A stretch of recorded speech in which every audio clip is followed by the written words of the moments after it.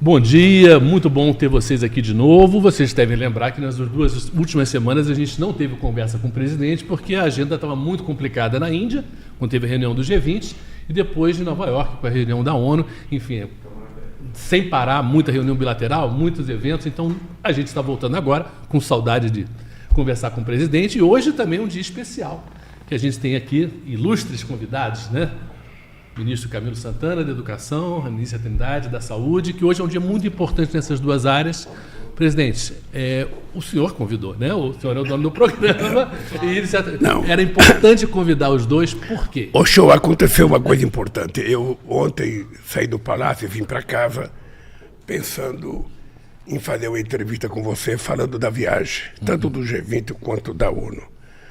Mas aí eu me dei conta que hoje nós temos 2 eventos importantes. Nós temos às 10 horas da manhã um lançamento de um programa chamado Estratégia Nacional para o Desenvolvimento do Complexo Econômico e Industrial da Saúde. Isso é enorme. É uma coisa muito importante porque o Brasil hoje importa 20 bilhões de dólares das coisas que nós utilizamos na saúde.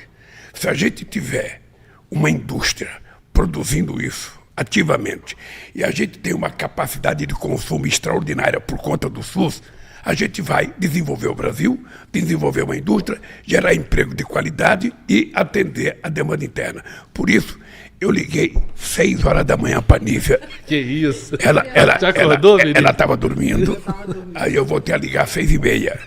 E eu liguei para o Camilo às 6 horas da manhã, porque nós temos hoje a assinatura do decreto que institui a Estratégia Nacional de Escolas Conectadas. Ou seja, nós vamos conectar 138.400 escolas nesse país. Tá? Até 2026, a gente vai deixar toda a nossa meninada altamente conectada com Wi-Fi e tudo mais que for necessário. Então, eu acho que é importante a gente ouvir esses companheiros. Sim. Primeiro, ouvir a Nívia. Sabe que a gente vai lançar às 10 horas da manhã, às 11 horas, esse programa aqui, que será uma revolução de inovação na área da saúde no Brasil.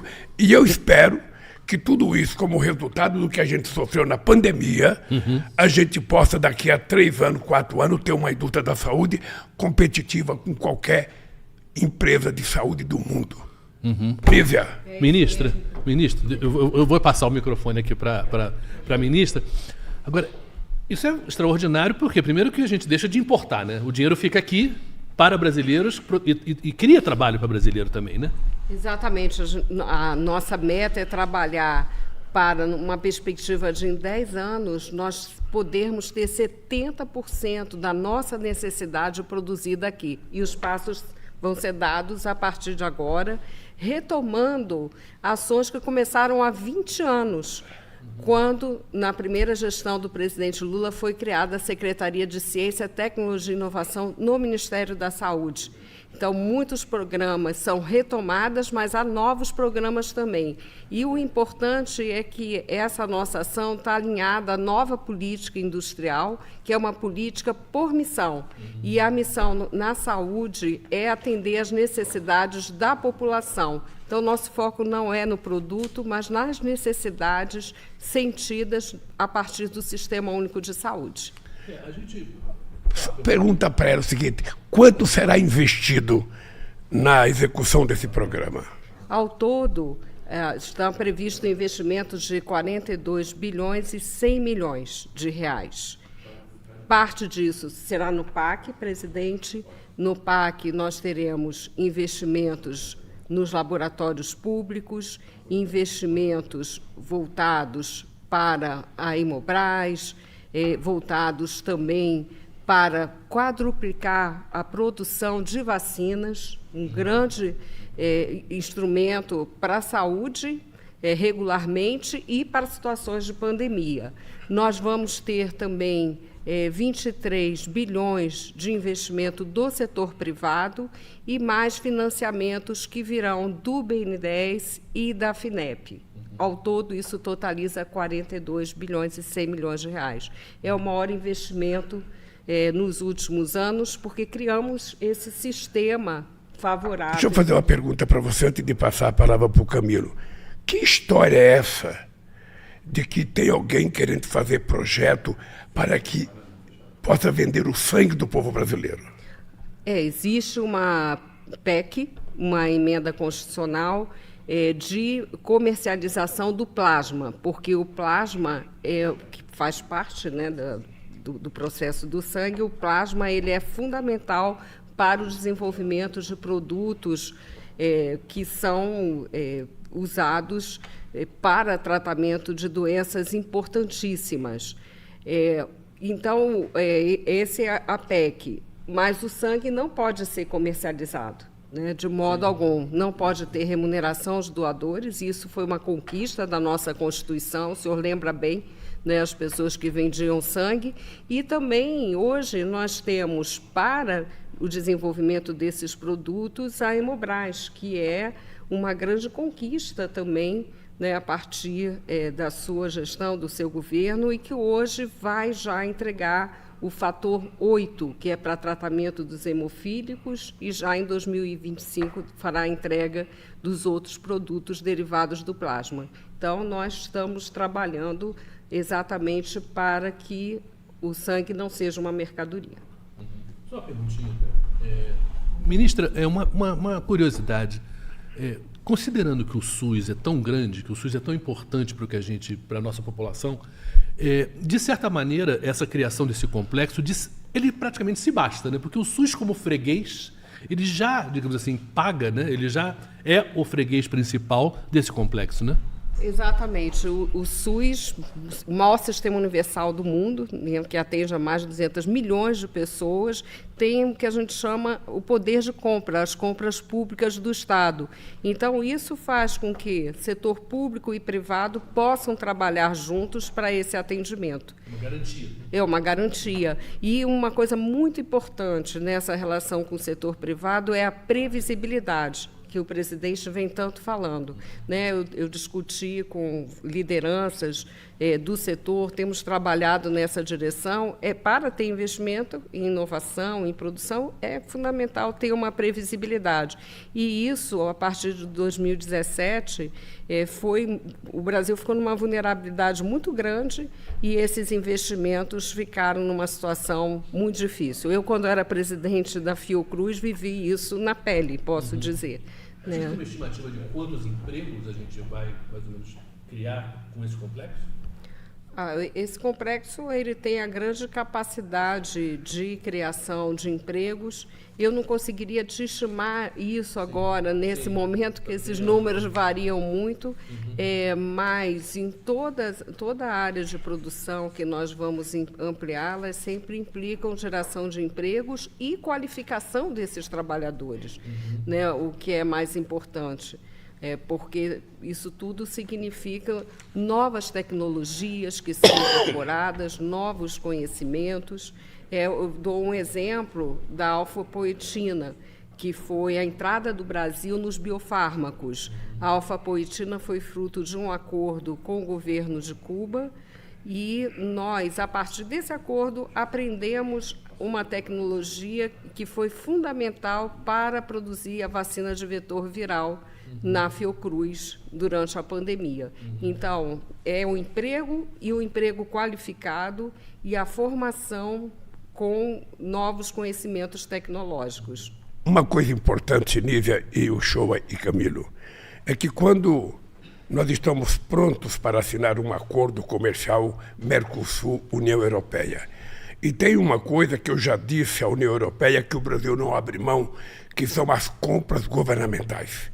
Porque são através das compras governamentais que a gente pode fazer com que pequenas e médias empresas brasileiras possam crescer e ficar grandes.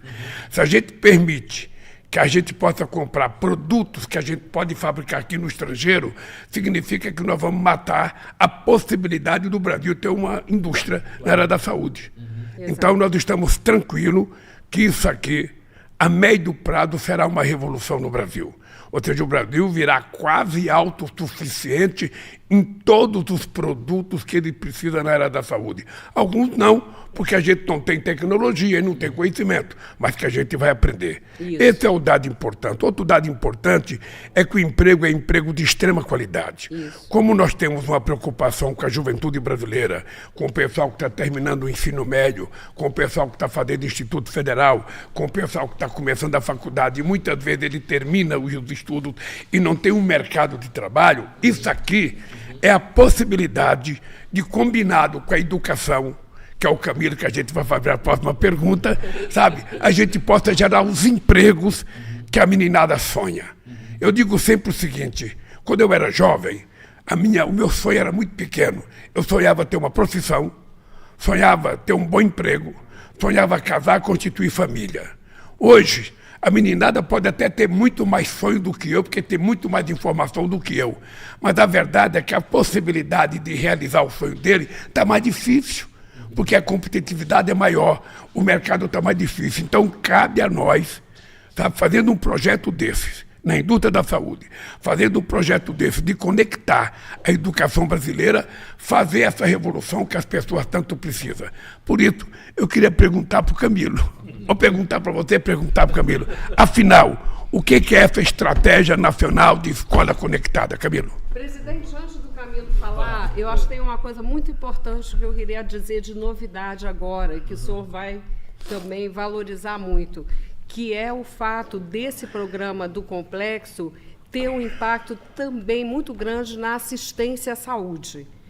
De que maneira? Nós teremos um programa de modernização da assistência hospitalar, mas também na atenção básica, na assistência hospitalar, permitindo que novas tecnologias menos invasivas para os pacientes possam ser adotadas e promovendo, junto com a EBSER, que é uma empresa do MEC, e com os hospitais universitários e os hospitais que atendem o SUS, com os filantrópicos, além dos públicos, e outros privados, que possam ter uma modernização, processos de modernização que vão de equipamentos às compras. Então, há uma conexão. Por isso que eu falo que não é só o produto, é o processo, levando mais saúde à população. Eu não quero me empolgar muito, não, para deixar meu companheiro falar. Camilo, conexão, conectividade. O que é essas escolas aí até com porque internet? Até porque sem educação, sem investimento em formação profissional qualificada,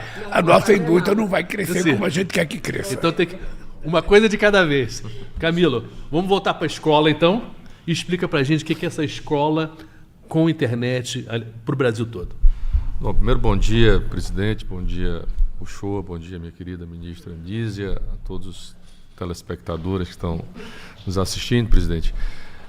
Parabenizar aqui a Anísia, até porque, presidente, pela sua determinação, saúde e educação estão trabalhando muito juntos na formação médica, de residências, que é uma coisa importante para o país, para a qualidade da formação médica no Brasil.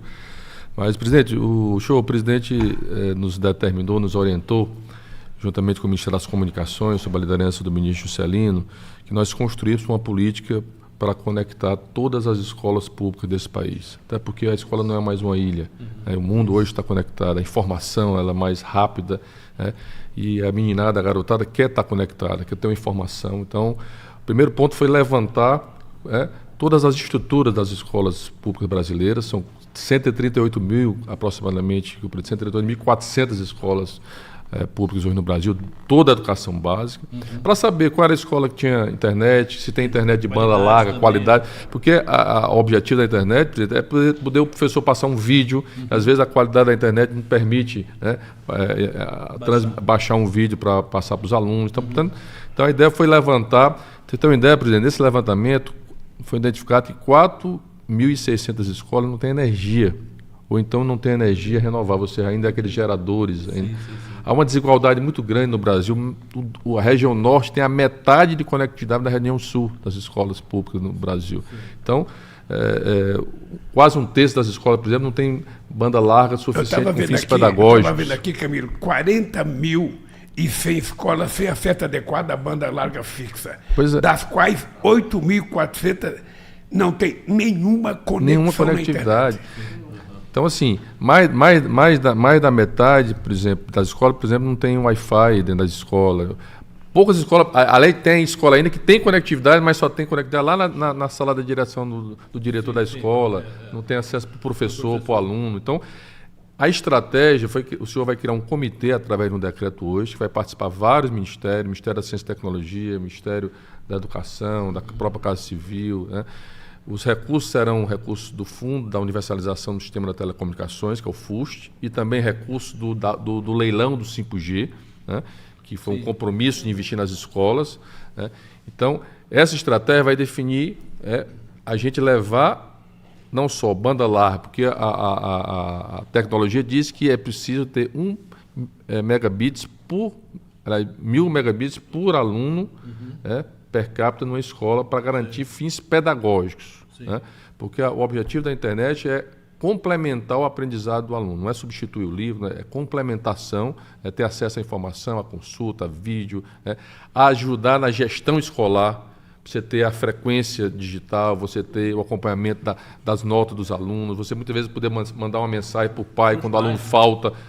Por que o aluno está faltando na escola? Então, isso é tudo mais automatizado, mais dinâmico, mais rápido, né?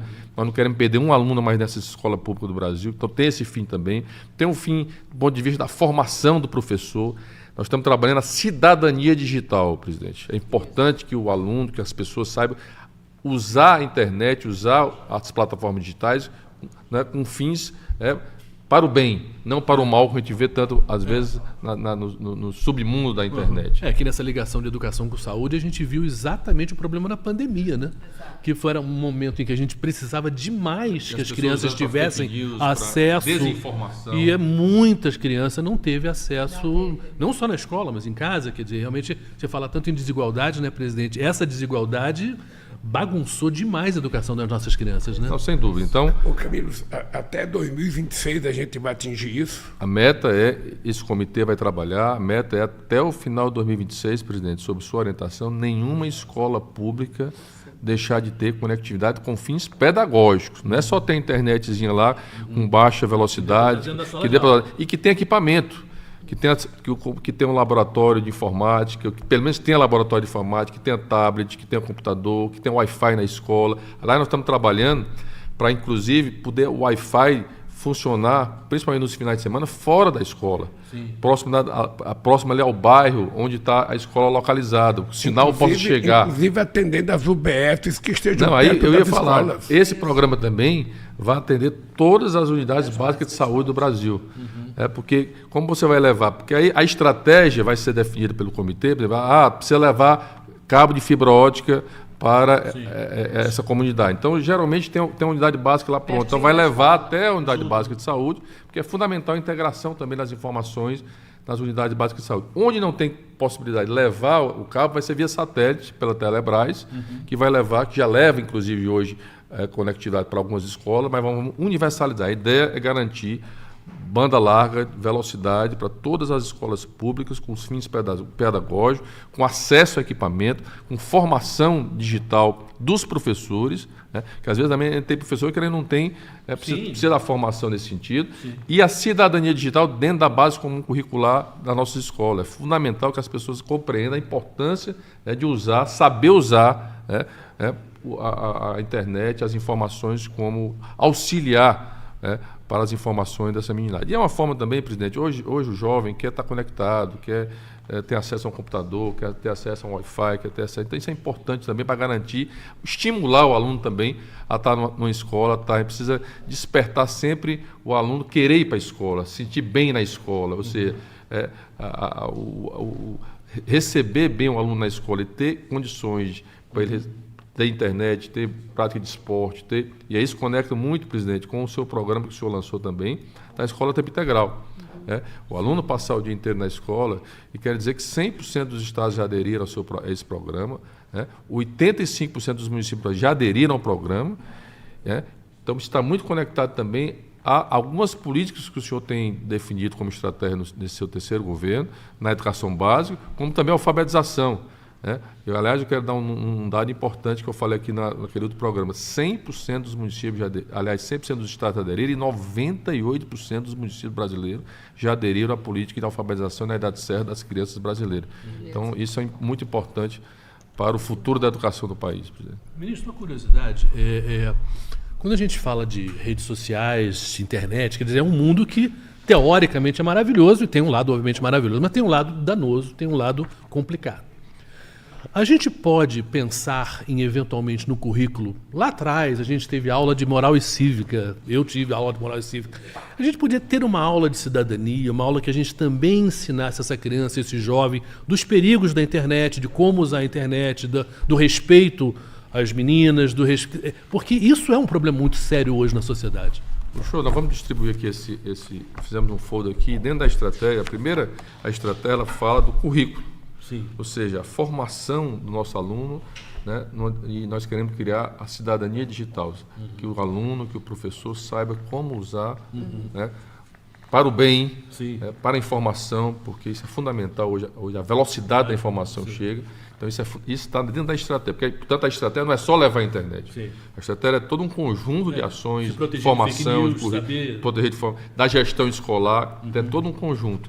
E dizer, presidente, que inclusive esse comitê também participa do BNDES, porque quem gerencia o FUST é o BNDES, inclusive o presidente do BNDES toda a equipe do BNDES tem participado também, a Anatel, a Telebrás, todos esses órgãos que vão operacionalizar. E também tem uma questão interessante, presidente, que através do site nós vamos instalar o medidor na sua escola. A escola entra lá no site do MEC, vai poder baixar um medidor que vai medir qual a velocidade da conectividade da sua escola, para dizer se ela está na velocidade adequada. Sim. Então esse medidor vai ser uma ferramenta importante para cada escola poder mensurar a qualidade da vida. Já está funcionando, né? Então a escola pode já baixar através do site do MEC esse medidor, gratuitamente, para poder saber qual é a velocidade da minha escola, se essa velocidade está suficiente para os fins pedagógicos. E também esse programa vai ser por adesão, até porque isso é um regime de colaboração entre os entes federados, município, estado e União. Então, como foi na alfabetização, como foi no tempo integral, os municípios agora vão aderir, através do sistema CIMEC do MEC, dizer que quer que as suas escolas estejam... Agora, Camilo, isso significa que o Ministério da Educação tem que cuidar com muita responsabilidade do conteúdo. Sem dúvida. Que o jovem vai ter acesso. Eu, por exemplo, acho, já falei 2 vezes, mas nunca falei com você, mas vou falar agora pelo microfone, que é o seguinte: nós precisamos colocar no currículo escolar brasileiro a questão do clima. A questão do clima não é um problema menor, é um problema muito sério que está acontecendo no Rio Grande do Sul. Sabe, não é normal. O que está acontecendo no Rio Madeira agora com a seca não é normal. Tem região que está com dificuldade de receber alimento porque o barco não consegue chegar lá. Ou seja, a gente tem visto a temperatura mudar. Faz frio aonde só fazia calor, chove aonde não chovia, sabe? Faz calor aonde só fazia frio. Ou seja, o planeta está nos dando um alerta. Então, se na nossa idade a gente não aprendeu a cuidar do clima, é importante que, através da escola, a gente prepare as crianças e os adolescentes para educar os pais. Quem sabe, uma criança saiba dizer para o pai o que é seletivo na questão do lixo. Fazer coleta seletiva, porque nem todas as prefeituras fazem, mas isso não implica que a gente não faça dentro de casa. Significa aproveitar a água de forma mais adequada.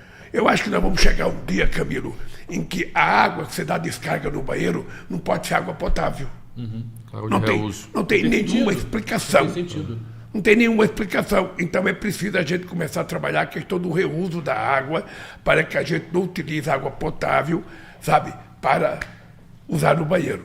Então essas coisas, se não tiver no currículo escolar, se a criança não aprender com 7, 8, 9, 10, 11, 12, 13, 14, 15 anos, essas coisas, quando ele estiver na minha idade, ele vai ser quase que um analfabeto climático, um analfabeto na questão ambiental. Então eu queria que você pensasse nisso, porque acho que nós temos que colocar, e via internet é muito mais fácil hoje a gente fazer um currículo desse. Então, sem dúvida, presidente, eu queria só dizer que eu tenho discutido isso com a ministra Marina, para a gente discutir qual o modelo pedagógico e o formato disso nas escolas brasileiras.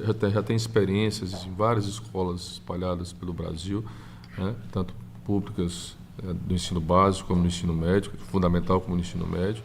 Portanto, até porque isso é um tema fundamental para o planeta, para o Brasil, e o Brasil precisa despertar, né, fortalecer essa questão do meio ambiente, é fundamental. A gente está vivendo essa onda de calor absurda dessa semana, né, no Brasil inteiro, né? A gente está em setembro e, meu Deus do céu, um calor que nunca ninguém viveu, né, nessa época. E é muito interessante. Os estados já implementaram a disciplina, por exemplo, o Pará, onde vai acontecer a COP, já implementou no ensino médio uma disciplina específica para tratar a questão do meio ambiente. Então, sabe que eu ia comentar, Camilo, uma coisa muito interessante. Eu tive a experiência até de coordenar esse projeto há mais de 20 anos, mas ele continua, felizmente. É bom quando a gente começa uma coisa e continua, que é a Olimpíada Brasileira de Saúde e Ambiente, que as escolas apresentam projetos. E é uma beleza, porque uma adesão enorme em todo o Brasil, é um dos projetos mais bonitos que eu participei e continua aí. Continua. Aliás, com relação com a educação, com o apoio, é uma sugestão. 3 escolas concorrendo às melhores escolas do mundo, em experiências, em ações da própria comunidade escolar. E 2 são brasileiras, uma de Belo Horizonte, e a de Belo Horizonte foi exatamente por uma experiência na coleta de lixo seletiva realizada na comunidade, né, lá numa comunidade de Belo Horizonte. Não me lembro o nome do bairro, mas e a outra no Ceará, também por experiência na área. Eles avaliam projetos que extrapolam a sala de aula, que trabalham a comunidade no entorno da comunidade. Porque a escola não é mais um local isolado, uma ilha isolada. Ela precisa estar conectada com os problemas com a comunidade. É isso. Mas essas coisas, nós estamos Camilo, concorrendo com os 3 do mundo, 2 são brasileiras. Essas coisas é importante a gente mostrar para todo o povo brasileiro, porque, quem sabe, outros estados e outras cidades seguirão o modelo dessas escolas e a gente pode ter centenas de escolas ajudando a fazer esse trabalho de cuidar do bairro, de cuidar da cidade. Camilo, é o seguinte... Inclusive, presidente, nesse projeto lá no Belo Horizonte, a comunidade colocava o lixo no saquinho no chão e vinha o cachorro e rasgar. Então eles criaram uma espécie de um número para cada casa e um armador, simples, um armador, ele pendura o saquinho na parede e aí não tem mais aquela cor do lixo tá. Então, assim, foi um trabalho assim, eu assisti a apresentação. Assim vai acabar com o vira-lata. Não é vira-lata, é vira-saco. Deixa eu dizer uma coisa, ô Camilo. Nesse plano estratégico de escolas conectadas, o que é as outras coisas mais importantes que vai acontecer no Brasil? A partir do lançamento desse programa, o que você acha que vai acontecer? Não, o que vai acontecer é que nós vamos dar oportunidade para melhorar o método pedagógico da aprendizagem dos nossos alunos nas escolas. Porque hoje é diferente, só um professor estar numa lousa com o aluno. Você vai poder usar uma lousa digital, você vai poder passar um vídeo, levar mais informações para os jovens. O professor pode construir a sua aula também através do computador. A meninada poder também ter aula de cidadania digital usando um tablet, usando um computador. Então, isso vai... Deixa eu te fazer uma pergunta que, para mim, é curiosidade. Apesar de tudo isso, é muito importante a presença do professor na sala de aula. Sem dúvida. Isso não substitui o professor, nem substitui livro. Não. Isso é complementar. Isso são ferramentas complementares para o modelo pedagógico dentro das escolas públicas brasileiras. Você tocou num assunto... E para a gestão. Você tocou num assunto muito importante, que é a questão do livro. Nós estamos precisando fomentar a leitura nesse país. Então, nós precisamos criar condições de fazer um programa que a gente possa incentivar as pessoas a ler.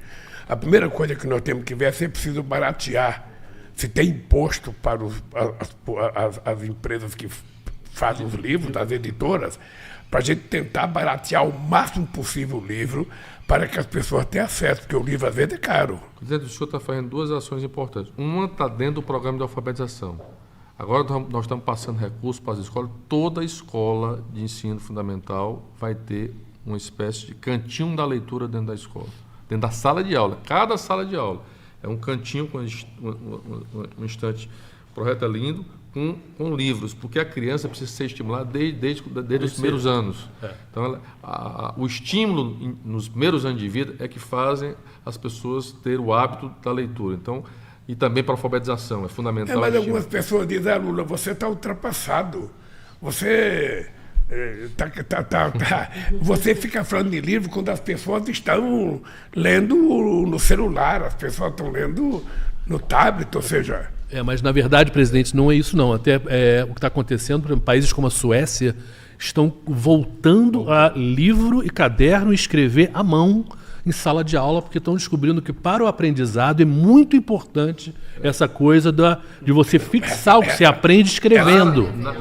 Então, está se tirando muito de computador de dentro de sala de aula. É muito importante a internet, obviamente não estamos ninguém negando isso, mas na sala de aula, para a criança, o livro, o caderno, o lápis ainda é muito importante. A Unesco agora, esse ano, lançou um relatório sobre educação digital no mundo, mostrando os cuidados que precisa ter e a necessidade de se manter a leitura, o livro nas escolas. Agora, como a gente tem no Brasil muito desigual, a gente está trabalhando uma plataforma gratuita para acesso a livros no Brasil. Qualquer um pode ter Você viu acesso. que nós aprovamos que cada conjunto habitacional do Minha Casa Minha Vida vai ter uma pequena biblioteca. Sim. Que é para tentar estimular as pessoas a lerem. Até porque o exemplo para os filhos muitas vezes são os pais, né? Então os pais lendo, o filho também e a filha querem ler, né? Se for implantado desde o início, os primeiros anos na escola, estimular o jovem, a criança a ler, quanto mais aumenta a idade, mais difícil esse hábito. No fundo, depois desse lançamento do Plano Nacional de Escolas Conectadas, eu penso que a gente pode afirmar ao povo brasileiro que a partir de 2026 a gente vai ter um outro país. A gente vai ter um país mais bem informado, mais conectado, as pessoas recebendo conteúdo em mais quantidade, mais qualidade. Eu penso que a gente pode melhorar, inclusive, a qualidade da sociedade civil que a gente vai criar nesse país. Porque eu me preocupo muito com a questão do humanismo. Ou seja, que ser humano que a gente está criando. Se é um ser humano humanista, se é um ser humano carinhoso, se é um ser humano solidário, se é uns filhos que obedecem aos pais, que se preocupam com os pais, ou são pessoas rebeldes que não obedecem a ninguém, que não obedecem a professora, que xinga professor, que bate em professor. Tem muito disso no Brasil. Então eu penso que essa estratégia de escola conectada, a gente tem que ter em conta que tipo de ser humano a gente está formando para o Brasil. A gente quer combater a mentira, a gente quer combater a fake news, a gente quer que as pessoas sejam tomadas pelo simbologismo, sabe, de uma sociedade verdadeira, de uma sociedade que pensa com o coração, que age com o coração, que seja mais solidária. Esse é o meu sonho e, por isso, eu estou jogando muitas fichas minhas nesse projeto de escolas conectadas. Presidente, eu queria só juntar um pouquinho o que foi educação, saúde e meio ambiente, que o senhor fala muito nessa questão do meio ambiente e da Amazônia e da possibilidade da gente aprender com essa Amazônia que a gente está protegendo. Então, num complexo de saúde, quanta coisa não se pode aprender através da educação, de institutos de pesquisa, Instituto Federal, universidades, através de coisas que a gente vai descobrir por causa desse complexo industrial de saúde, né? E, obviamente, então, liga tudo, né? Educação, saúde, meio ambiente, quer dizer, essa necessidade de todo mundo conversar, porque está tudo interligado, né, presidente? Eu acho. Aliás, o que eu acho é essa nova qualidade de conversação. Hoje, eu sinto que a humanidade está muito individualizada. Muito, muito. A coisa que mais me assusta, Camilo, é você estar num lugar, ter duas pessoas sentadas, uma na frente da outra, cada uma conversando com outra parte do mundo, e os que estão perto estão distantes. Então, eu acho que é extremamente importante a gente tentar ver se a gente consegue, através da educação, qualificar melhor a espécie humana que nós estamos criando. Se a gente não conseguir, através da educação, tudo será muito mais difícil. Por isso que eu defendo muito a questão da cidadania digital, que é exatamente com esse objetivo. E, presidente, um dos focos importantes que o Ministério hoje é na formação dos professores.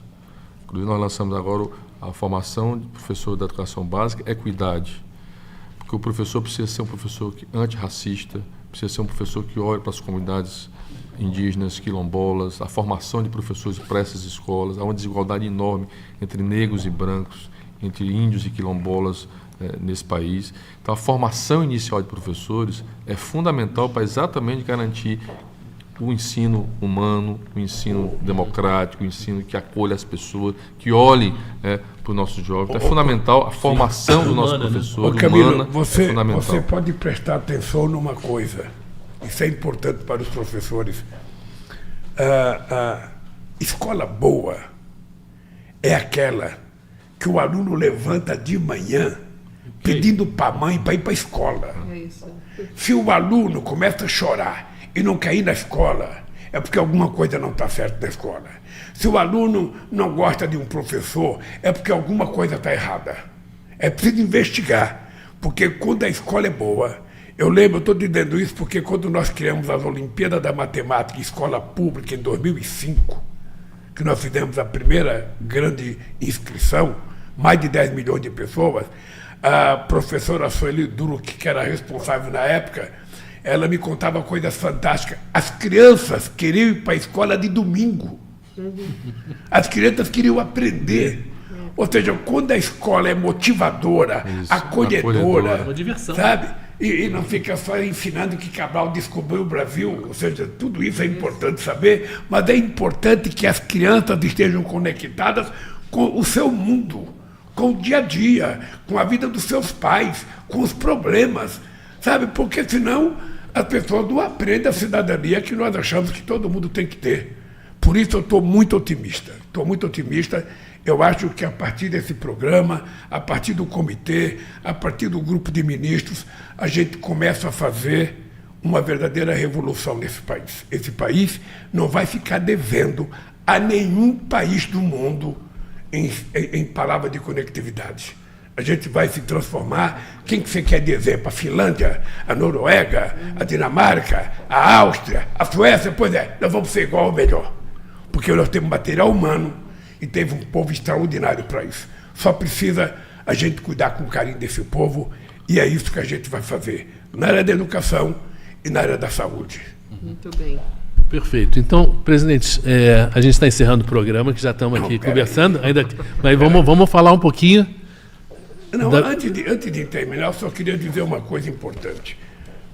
A Nívia sabe que eu tenho uma reivindicação para ela desde que ela tomou posse como ministra. É o meu desejo de levar a todo o povo brasileiro o direito ao chamado especialista. O que é o especialista? Uma mulher, um homem do Ceará, de Pernambuco, da Bahia, de Brasília, vai ao médico. Então, chega no UPA, chega no UBS, faz a consulta, o médico atende e detecta que ela tem uma doença grave. Ela tem um problema no olho, precisa do oftalmologista. Ela tem um problema no coração, precisa de um cardiologista. Ela tem um problema no ombro, precisa de um ortopedista. E assim vai. Ou seja, quando essa pessoa sai desse primeiro atendimento e dizem para ela, a senhora tem que procurar o tal do especialista, aí começa o sofrimento. Porque são 9 meses, 10 meses, 8 meses de espera de um tal do especialista, que ele existe, mas ele não está conectado com o SUS, porque nós temos um problema. É preciso que a gente tenha mais recursos no SUS e é preciso que a gente pague melhor as pessoas que vão prestar serviço, porque eu não sei quanto que o SUS paga, mas não deve ser muito atrativo, porque numa rua que você mora deve ter 10 especialistas, mas do preço que o SUS paga é tão pouquinho que o cara fala, eu não vou fazer convênio com o SUS. Então esse é um problema que a gente pode levar saúde de primeiro mundo para todo mundo nesse país. E aí nós temos que ter em conta que saúde custa dinheiro. Saúde de qualidade custa dinheiro. E é importante. A credibilidade que o SUS conquistou durante a pandemia dá ao SUS o direito de dizer ao povo brasileiro que é preciso mais recursos para a saúde. recurso bem gerenciado, bem administrado por uma companheira que não é médica, que durante 6 anos foi presidente da Fiocruz, um dos institutos de pesquisa mais extraordinários que a gente tem no Brasil. Então é importante que a gente tenha clareza que a gente pode levar essa qualidade de saúde. O que nós precisamos é, qualificar as pessoas e garantir ao povo brasileiro o direito de ser tratado com decência. Isso é importante saber. Não existe no planeta Terra, que é redondo, não é triangular, não é quadrado, não existe no planeta Terra nenhum país com mais de 100 milhões de habitantes que tenha um sistema único de saúde que tem o Brasil. Quando você vê as pessoas falar, não, fiz transplante do coração, transplante do fígado, transplante do rim. A gente viu o Faustão agora. O cara pode estar no hospital mais chique do mundo, mas quem cuida disso é o SUS. É o SUS que é responsável por essa política de transplante. Então é importante que a gente aprenda a gostar daquilo que a gente tem. Se tiver defeito, a gente conserta, mas vamos valorizar a virtude. Porque muitas vezes o SUS era atacado por causa de uma pessoa, 2 ou 3 que não era atendido. E se negava 1000 que tinha sido atendido anteriormente. Não é que o SUS não tenha defeito, tem defeito. Mas nós brasileiros, eu, presidente da República, sou grato ao SUS, grato aos médicos do SUS, grato às médicas do SUS, a enfermeiros e enfermeiras, a todo o pessoal que trabalha. Porque essa gente, na mais grave pandemia que nós tivemos no século XXI, essa gente se prestou a colocar sua própria vida em defesa de nós, em defesa do outro. E isso merece elogio e parabéns. Por último, eu queria falar uma coisa da viagem, porque senão não tem sentido. O Pimenta preparou todo um discurso para a viagem. O Stuquinha preparou as câmaras. É o seguinte, veja, quando nós ganhamos as eleições, nós tínhamos uma primeira preocupação. Era não só fazer uma radiografia do que tinha acontecido no Brasil, e ao invés de ficar brigando com o que tinha acontecido, aquele negócio de ficar xingando, chorando e jogando a culpa em ninguém, nós resolvemos, ao fazer o diagnóstico, a gente resolveu cuidar do paciente, ou seja, cuidar do povo brasileiro. Então nós passamos o primeiro semestre recuperando todas as políticas públicas de inclusão social que a gente tinha acumulado ao longo de 13 anos de governo do PT. Ao terminar essa elaboração de recuperação, nós resolvemos recuperar o prestígio do Brasil no exterior. E aí eu tive que viajar. Eu participei do G20, eu participei do BRICS, eu participei do G7, eu fui a Hiroshima, eu fui a Nova Delhi, eu fui a Joanesburgo, ou seja, eu viajei muito o mundo para conectar, a palavra chique agora é conectar, para conectar o Brasil com o mundo. E depois tivemos a nossa participação na ONU, que foi uma participação memorável da delegação brasileira. Tivemos um encontro com o presidente Biden para discutir a questão do emprego decente. Eu achei extremamente importante essa reunião, porque significa que o governo americano, junto com o governo brasileiro, as pessoas ligadas ao mundo do trabalho nos Estados Unidos e as pessoas ligadas ao mundo do trabalho no Brasil, estão preocupados em garantir que mesmo as pessoas que trabalham em plataforma, que muitas vezes não conhecem o seu patrão e muitas vezes querem ser tratadas como empreendedor individual, nós queremos que a pessoa tenha sucesso com o empreendedorismo individual.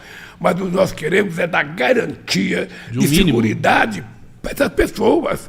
Se essa pessoa estiver doente, se essa pessoa tiver um infortúnio, nós sabemos que em algumas cidades, esses meninos que trabalham entregando pizza, entregando comida de bicicleta, muitas vezes não tem banheiro para ir.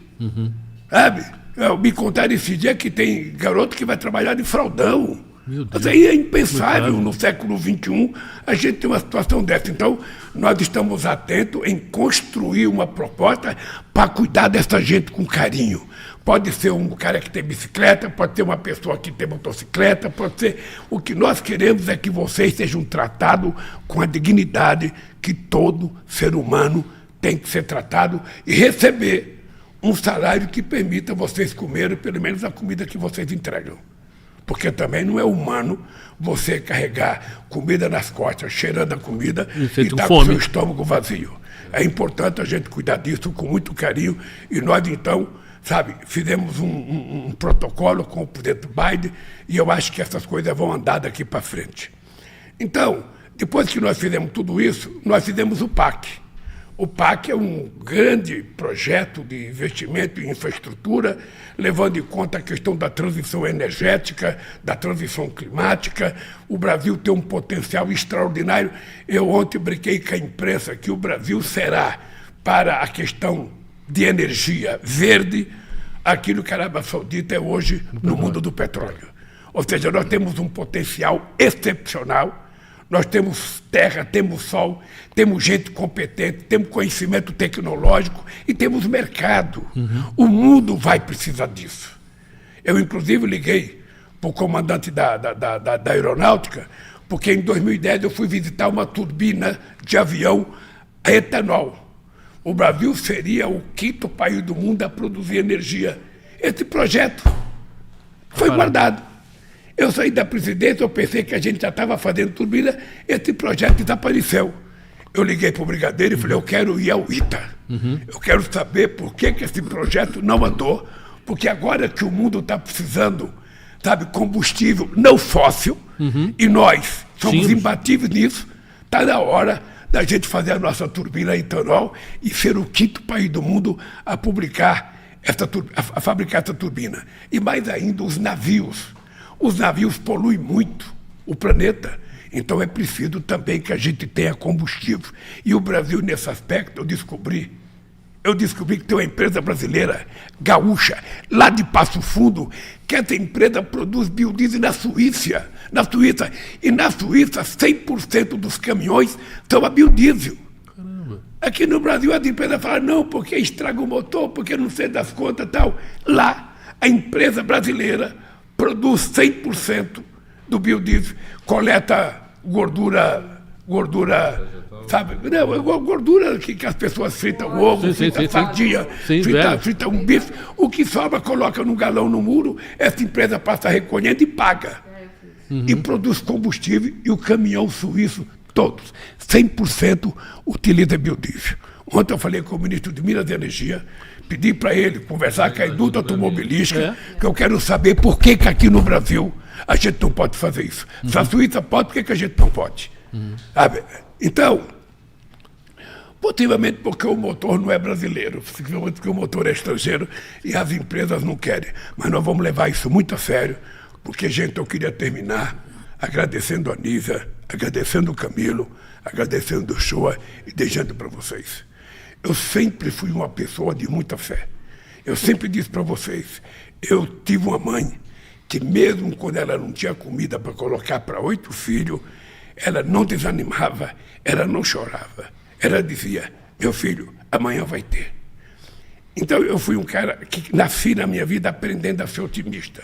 Eu nunca tive um obstáculo intransponível. Eu não acredito. Eu sempre digo que a única coisa impossível é Deus pecar. O resto a gente pode fazer.